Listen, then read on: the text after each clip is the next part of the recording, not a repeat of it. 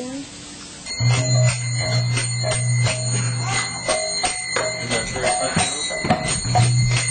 In the corner.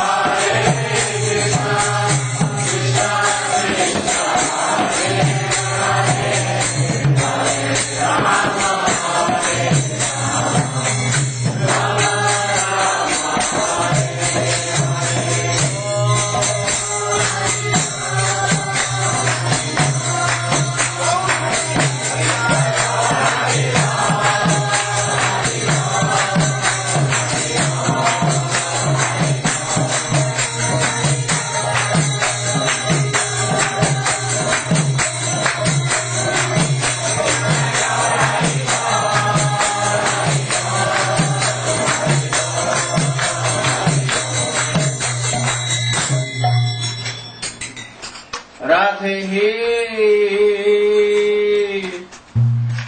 Radhe Radhe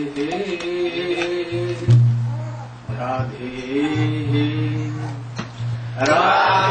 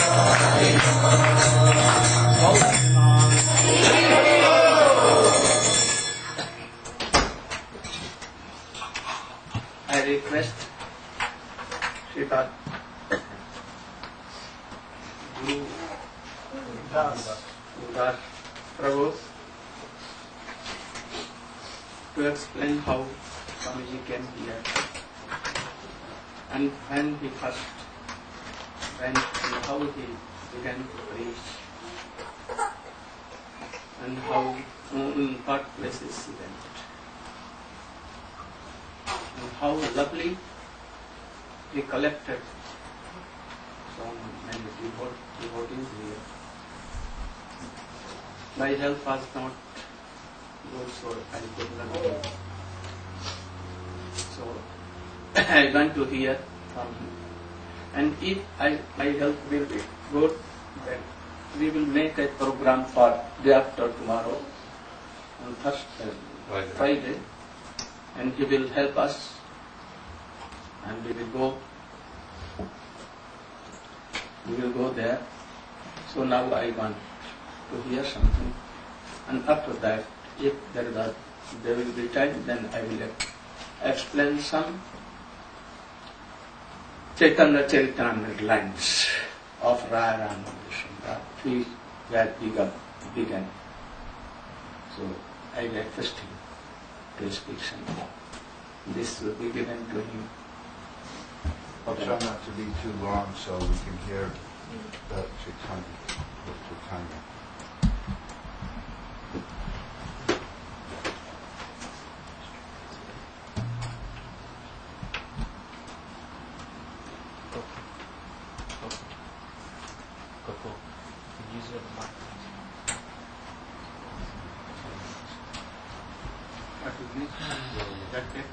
No. I was looking for Radharani probably. Oh, Jadani, you should come here. Why you? Because she doesn't have to come, it's just... You can come here, that's it. So, You can also help me.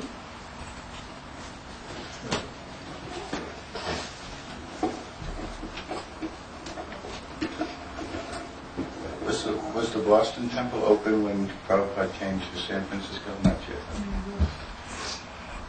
Oh, not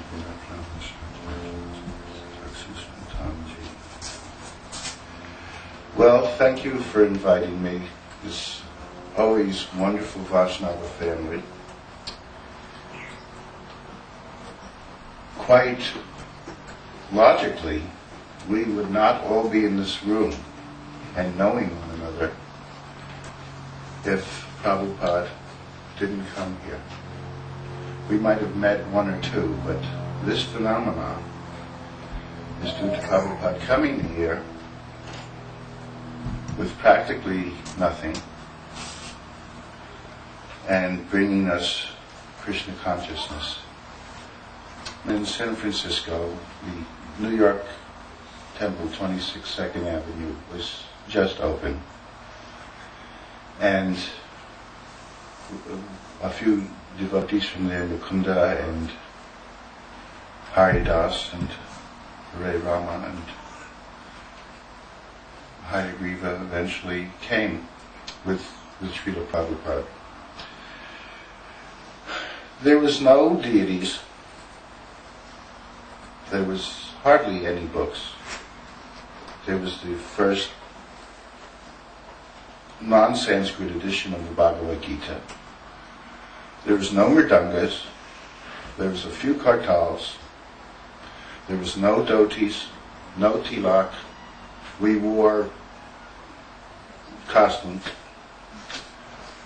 and had dogs and cats outside the temple. And there wasn't even the Chaitanya prayers, Govinda Jai Jai, nothing. Literally, Swamiji at the time spoon-fed us Krishna consciousness, a little bit here. You are not this body, was preached. We couldn't quite understand it, and we still don't understand it. That's why Prabhupada still preached it 12 or 13 years later. And we didn't ask very, very deep questions. But there was lots of chanting. We did have our japa beads, although at first they were just large, they were of different shapes, they were wooden or not tulsi beads per se. And so Prabhupada encouraged us to chant. And he would speak, but very simply as we could understand. And he would speak about Krishna and the pastimes in Vrindavan, and it enlivened our hearts. But so much was all new to us. And Prabhupada was translating some books, the Bhagavad Gita, and he continued a mimeographed copy of Back to Godhead. And at first, there was not even a Vyasasana. There was a makeshift altar, and one of the devotees was an artist, and he put a totem pole next to the altar. Did you have a question? No. A totem pole. He thought the Panchatattva were women and painted them like that, and then Prabhupada told him, no, his painting should be changed. And he was definitely father, but in his humility sometimes later on, he would also be like a son too. He'd say, is that all right? And with complete humility and wisdom, he was able to attract so many sense gratifiers who, in the days of the hippies, that was our goal, and we were good at it. And he was able to attract us with his sincerity and his love and his expertise in being able to see each person and what they were like, encourage them that way. Jamuna was good in calligraphy. I was doing photography. I saw that if I wanted to be next to the Swami, I should do something which is Krishna service. So I began arranging television and radio programs, which meant I had to go inside to the room and have an audience and say, such and such happened. We're going on the radio, and going on the television. And this happened, one television program, they were all set up, but there was a buzzing, and they couldn't figure it out. They said, why? What is the buzzing? And they all went and followed the wires and went into the machine. It took almost an hour, and then they followed it back to Prabhupada, and he was chanting, Hare Krishna.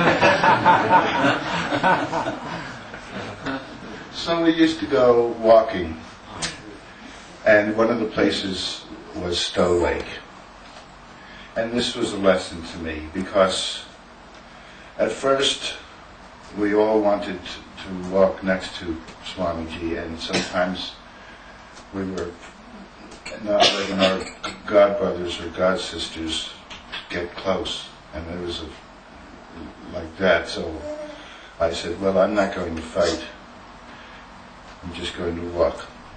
Well, in this habitual arrogance that sometimes we come from, we have had our habits, there were some ducks sleeping right next to the lake. So someone came by and said, get out of the way, Swamiji is coming. Get out of the way. And the ducks were sleeping, and they got up, and they were very grumpy. And they were quacking. And Prabhupada said, as you are thinking they are disturbing us, they are thinking we are disturbing them. So I saw, this is compassion, that you can see every living entity as a devotee of Krishna. And this compassion was displayed many times, perhaps when I made a mistake and didn't get a receipt. But you American boys and girls are not trained this way. He would always forgive at the end. And so as a family, he slowly introduced the prayers.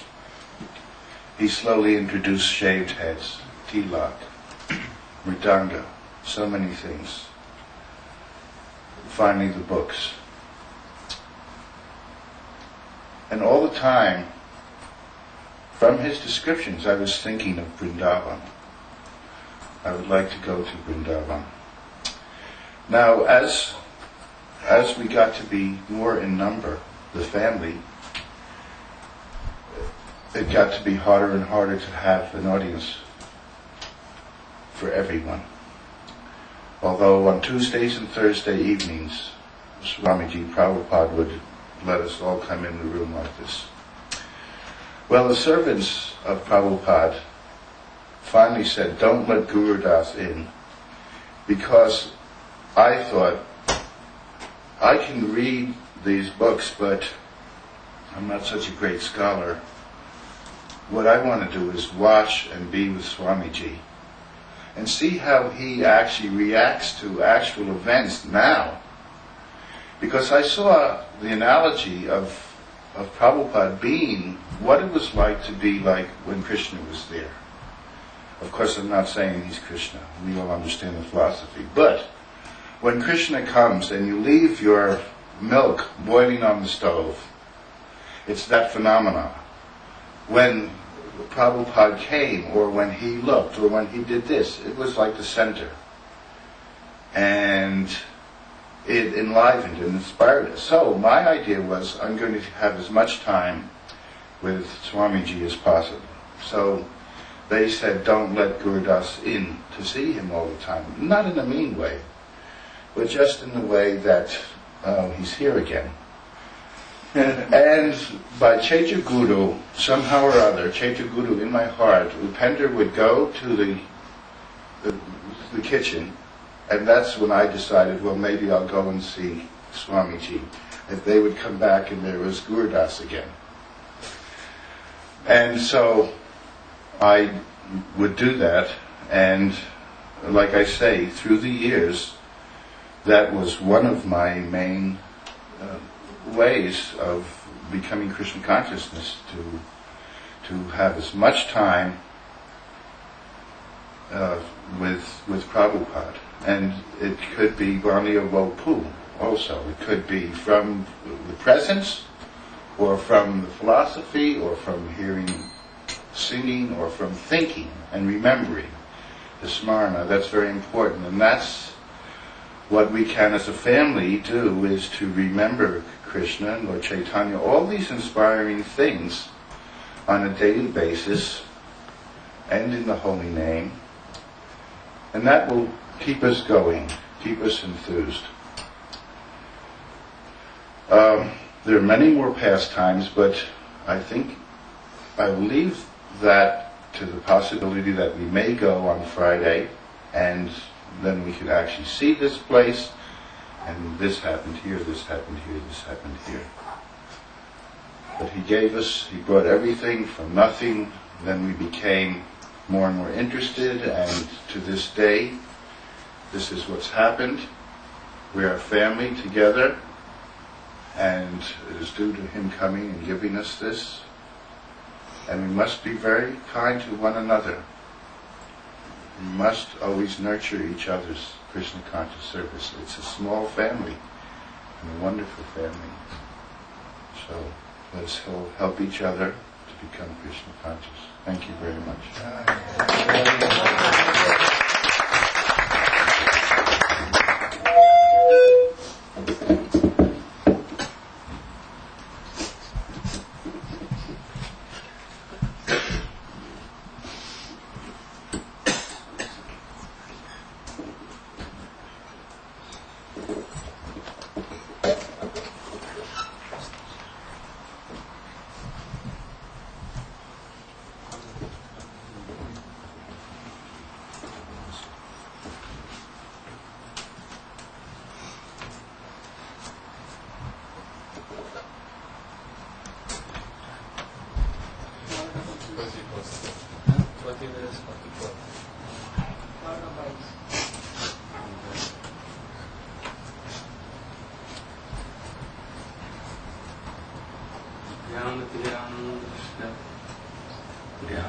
Jnana Shalakhya